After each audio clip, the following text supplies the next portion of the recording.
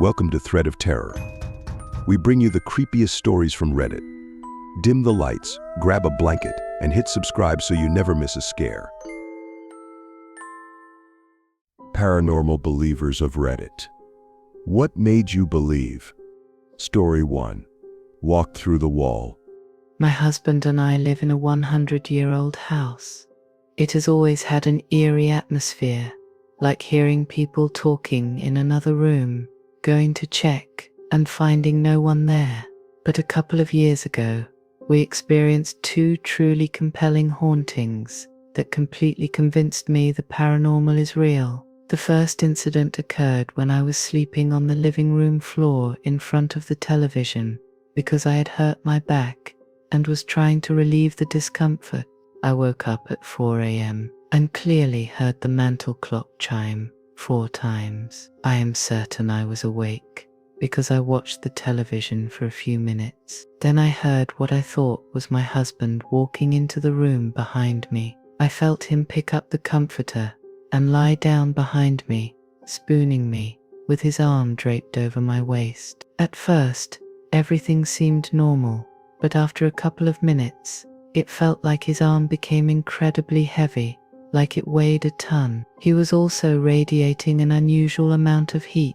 Just as I was beginning to feel uneasy, I heard my husband start snoring in the bedroom. My heart sank as the realization hit me. Whoever or whatever was behind me was not my husband. Terrified, I gathered my courage, counted to 3, threw the cover off, and ran to wake him up.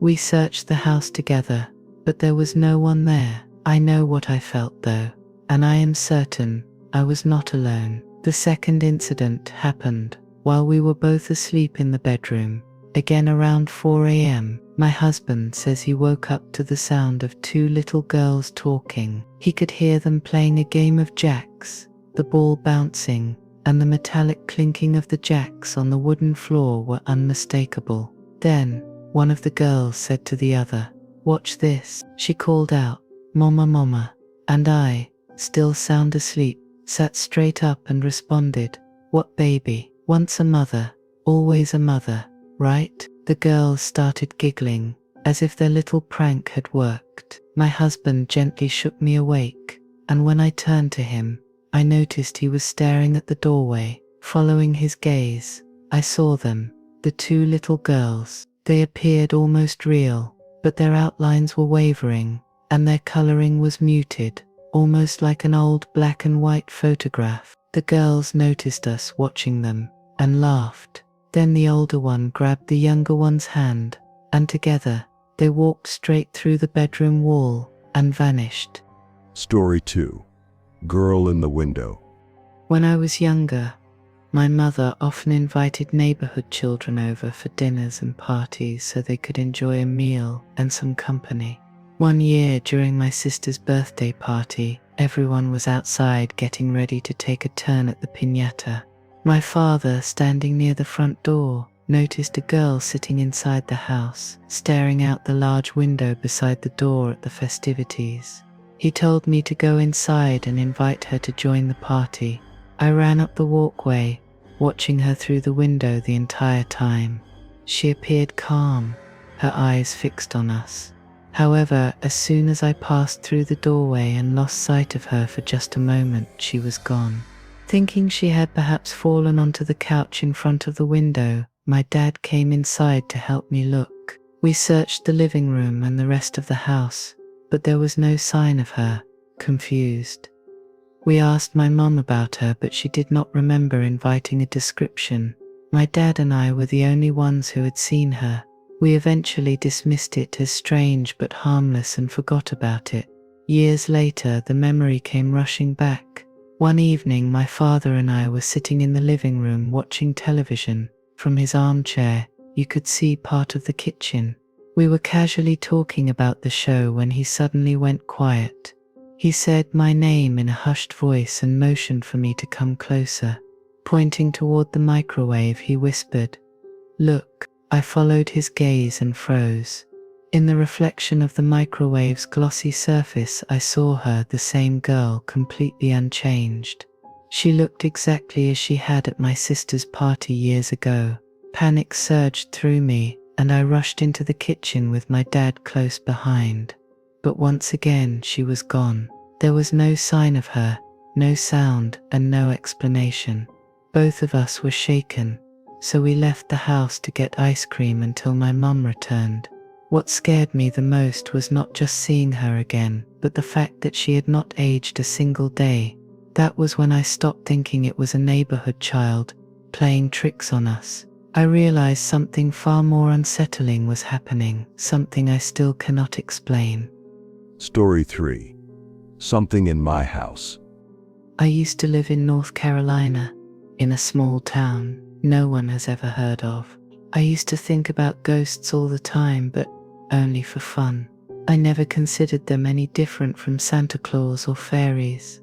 One night, my mum told me she was sending me to a Bible summer camp. My experiences there had always been isolating and negative, so I had an emotional breakdown because I really did not want to go.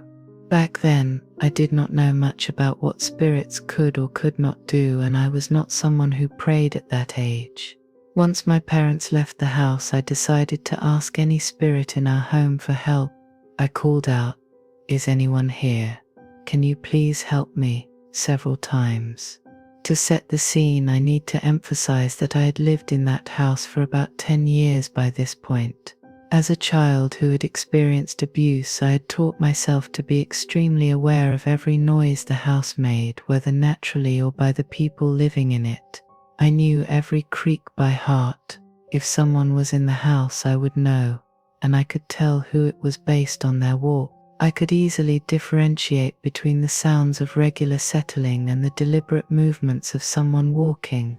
After a while of calling out for help, I heard something: my parents' bedroom door unlocking from upstairs, opening and then swinging shut. There was a pause. I called out again, thinking maybe my parents had not left and I had made a mistake. I distinctly remember saying, "Hello, is anyone home?" because if my parents had heard me crying, they would have been upset with me. There was another pause, and then I heard footsteps slowly walking down the hallway above me. They were light, as if belonging to someone who weighed very little and was walking barefoot. It almost sounded like a cat, but my cat was outside and these were unmistakably human steps. No one was home. I called out once more, "Hello." The footsteps reached the top of the stairs and stopped, as though someone was peering down at me from the landing. It was something I often did myself when I was eavesdropping or watching people downstairs. Slowly I heard the entity descend the stairs. The footsteps were unhurried, deliberate. It came down the hallway toward me, stopping about a yard in front of where I stood. That was when I saw it. A faint glimmer of light, like sunlight catching the hem of a dress beneath the trees. I nervously tried to explain myself, apologizing for disturbing it. Although I did not hear words or see much more than the glimmer, I felt a distinct sense of confusion and irritation coming from it. Not knowing how to end the interaction, I awkwardly walked away to watch television, but I felt eyes on me the entire night. Looking back, I think I woke up to something that did not want to be disturbed. Ever since that night, I have been a believer. Though more unexplainable events happened in that house, they stopped once I moved out. Story 4. What lurks in my old bedroom? When I was 19, I was still living at home. One night, I woke up suddenly, feeling an eerie stillness in the room. As my eyes adjusted to the darkness, I saw it. A massive black hooded figure standing silently next to my wardrobe. It nearly reached the ceiling, its form towering and oppressive. I froze, unable to move, barely able to breathe. My heart pounded in my chest as I stared at this entity, my body paralyzed by a deep primal fear. It just stood there, silent and unmoving, as though it was watching me or waiting for something. The figure lingered for what felt like an eternity, but must have been only 10 seconds. Then, without a sound, it vanished into the shadows, dissolving into the darkness of the room. The moment it disappeared, I gasped for air, feeling like I had been released from an invisible grip. I stayed awake the rest of the night, too terrified to close my eyes. For weeks after, I was haunted by the encounter. I had vivid nightmares of the hooded figure, always looming, always watching. I never told anyone about what I saw. It felt too surreal, and I was sure no one would believe me, especially not my little sister, who was only 4 years old at the time. Fast forward 15 years, my younger sister, who had since taken over my old bedroom, casually asked me one day, "Did you ever see anything weird in that room?" Her question sent a chill down my spine. She went on to describe a figure she had seen, tall, black hooded, almost touching the ceiling. I was stunned. I had never shared my experience with anyone, let alone my sister, yet she described the exact same thing I had seen all those years ago. The realization hit me hard. Whatever I had seen that night was real, and it was still there. Story 5. Footsteps in the hall. The memory came rushing back to me when my cousin and I were reminiscing about our childhood. It was an experience I had blocked out for years, a chilling night in her grandmother's old house. Her grandmother was bedridden at the time and the only other person living in the house. That night, my cousin and I were lying in bed, watching a show to pass the time. The bedroom door was slightly cracked open, and everything seemed calm. From the room next door, we could hear her grandmother snoring softly, a rhythmic reassurance that she was still in bed. The quiet was suddenly interrupted. We heard footsteps in the hallway. At first they were faint, but they grew louder, each step deliberate and heavy. My cousin and I froze. Our first thought was that her grandmother had somehow managed to get out of bed, but then reality hit us. We could still hear her snoring in the next room. The footsteps continued, drawing closer with each thud against the wooden floor. My heart pounded in my chest. Every muscle in my body locked in terror. My cousin glanced at me, her face pale, then sidestepped toward the door. The slow, heavy steps were now just outside the bedroom. With one outstretched arm, she quickly pushed the door shut. The click of the latch echoed in the silence. For what felt like an eternity, we stood there, neither of us daring to move or even breathe too loudly. My skin crawled as I waited for the handle to turn or the door to creak open, but nothing happened. The next morning, we recounted the experience to my cousin's aunt. Her response sent a chill down my spine. "Yeah," she said, her tone matter of fact. "Imagine how I felt growing up there." Her words revealed what we feared most. This was not the first time something unexplainable had happened in that house. Even now, the memory of those footsteps haunts me. I can still feel the oppressive fear that filled the room and the weight of the unknown standing just on the other side of the door. Story 6. Mystery behind the mirror. It was just before I moved out of my old apartment when strange things started happening, things I couldn't explain. I had a few friends staying over, and one night, while I was sitting on my phone, something eerie occurred. One of my friends had gotten up and left the room, and as I was scrolling through my phone, I caught a glimpse of her out of the corner of my eye. She appeared to enter my room, but when she came back into the living room, she asked me, "Why did you want to scare me?" Confused, I replied, "I didn't leave the room." She went on to explain that while she was washing her hands, she saw someone standing behind her in the bathroom mirror. But when she turned around, there was no one there. I asked her why she had been in my room, and she insisted she hadn't gone in at all. The next day, another friend stayed over, but her experience was even more unsettling. She couldn't sleep all night and cried in fear, saying that someone had been running around the apartment, laughing manically. My dog was growling at the door, and she swore she heard an old lady crying. Fortunately, I slept like a baby and didn't experience any of that. but the idea that something sinister was happening in my apartment was unsettling. That night, I was alone in the apartment. I had just settled into bed when I started hearing strange noises. The unmistakable sound of long nails tapping on the inside of my closet filled the room. It was slow at first, then it grew louder, followed by a deep, labored breathing. My heart raced as I tried to ignore it, hoping it would stop, but the sounds only grew more intense. Thank goodness, I was able to move away shortly after. I can't even begin to describe the unease that stayed with me from those experiences. I'll never forget the feeling of someone watching me from the shadows, always just out of sight. Story 7. Who was really in our tent? When I was around 16 years old, my friend and I were camping with the scouts. We were staying at a campsite with an old army-style tent, the kind that looks like a mini lodge.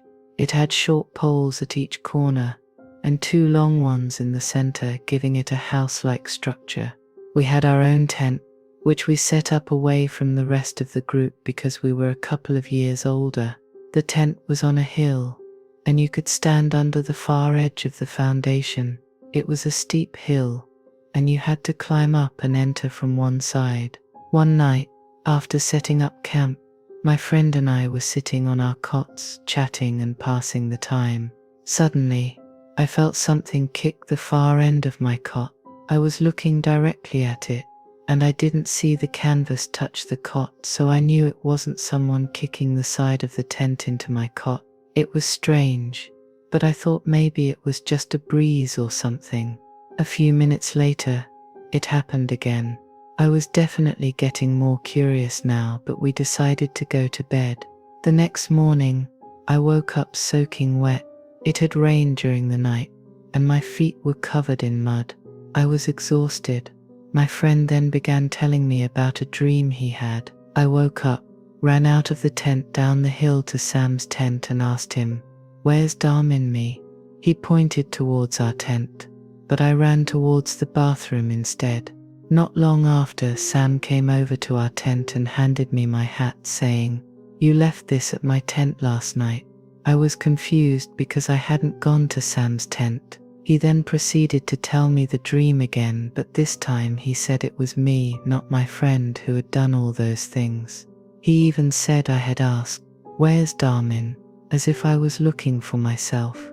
The strange thing is, my friend and I looked nothing alike. He weighed about 100 pounds more than me, and while I had blonde hair, he had brown hair. Story 8. Frozen in fear. There's a house on the outskirts of town, one that many people know about but few talk about. It's an old, decaying farmhouse that's been abandoned for years. The locals say it's haunted, but no one really believes it until they experience it for themselves. My friend Mark was the first to venture inside. He'd heard the rumors but always dismissed them.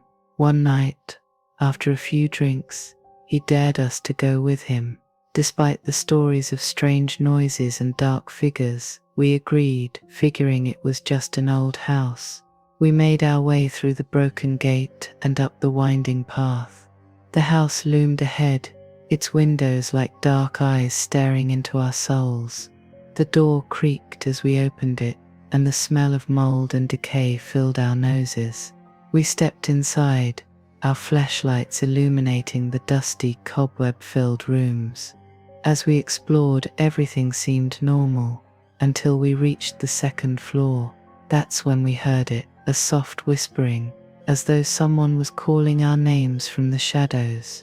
We froze, our breaths caught in our throats. The whispers grew louder, more urgent, and then we saw it. A shadow moved across the wall, a tall, dark figure, its shape indistinguishable, but its presence overwhelming. It didn't belong there. We could feel it staring at us, its eyes burning into our skin, its breath hot against our necks. Panic surged through me as the figure seemed to grow larger, moving closer with each passing second. I wanted to run, but my legs wouldn't move. I was frozen in place, unable to tear my eyes away from the figure. Mark, however, was already heading toward the stairs, but when he reached the landing, the figure reached out and touched him. The moment it did, Mark screamed, louder than I've ever heard anyone scream in my life. He collapsed to the floor, his body shaking violently. When I rushed over to him, there was no sign of the shadow, but Mark's face was pale, his eyes wide with terror. He didn't speak for days after that, and when he finally did, all he could say was, "It followed me." Story 9. Reflections of Fear. It started when we moved into the old house at the edge of town. It was beautiful with tall windows and large rooms, perfect for our growing family. But there was something about the attic. I never felt comfortable going up there, and whenever I mentioned it, my husband would dismiss it as my imagination. One day, while cleaning, I discovered an old mirror hidden behind some old furniture. It was large and ornate, with an intricate silver frame, but it was covered in dust. The moment I saw it, something felt off. The reflection was too still, too perfect. I shrugged off the unsettling feeling and cleaned it up, deciding to hang it in the attic. That night, strange things started happening. I was in bed, drifting off to sleep, when I heard soft footsteps coming from the attic. I told myself it was nothing, just the house settling, but then I heard a faint whisper. It sounded like my name, Sarah. I froze, my heart pounding. I got up, grabbed a flashlight, and cautiously made my way up to the attic. The door creaked as I opened it, and I stepped inside. The air was cold and the smell of dust was thick. I turned on the flashlight, and there it was, the mirror, reflecting nothing but the empty room behind me. Suddenly, the air grew heavier, and I could feel a presence. I turned around, expecting to see someone behind me, but the attic was empty. That's when I saw it. Reflected in the mirror was a figure standing behind me. A woman. She was pale, her long dark hair falling over her face, and her eyes, those hollow eyes staring at me. I spun around, but no one was there. I rushed to the mirror and tried to yank it from the wall, but it wouldn't budge. Panic gripped me as I felt the cold breath of the figure against my neck. I turned back to the mirror, and this time she was closer. I ran out of the attic, slammed the door shut, and never went back. The mirror was still there, but I left it behind along with whatever was attached to it. We moved soon after, but sometimes late at night, I swear I hear the faint whisper again. Sarah. Story 10. The Rocking Chair. It was supposed to be a peaceful getaway, a secluded cottage deep in the woods. My friend and I were eager for some quiet time, away from the noise of the city. The cottage was small, charming, with a fireplace that crackled softly. But from the moment we stepped inside, something felt off. On the first night, we unpacked and settled in. The air was fresh, and the only sound was the occasional rustling of leaves outside. In the corner of the living room, I noticed an old rocking chair, its wood worn and fabric faded. It seemed odd, but I didn't think much of it. We went to bed, laughing and chatting about the peaceful night ahead. Later that night, I woke to the unmistakable sound of the rocking chair creaking. I thought it was the wind at first, but then it grew louder, steadier. Each creak echoed in the stillness of the night. I looked over at my friend. She was fast asleep. The sound continued, growing more persistent, as if someone was sitting in the chair and rocking back and forth. I tried to ignore it, pulling the blanket over my head, but the sound wouldn't stop. My curiosity got the better of me, and I slowly got out of bed. The room was dark, save for the glow of the fireplace. I made my way toward the chair, my heart pounding. When I reached it, the chair was empty, but it continued to rock, creaking with each motion. Suddenly, a cold gust of air brushed past me. sending shivers down my spine. I spun around, but there was no one there.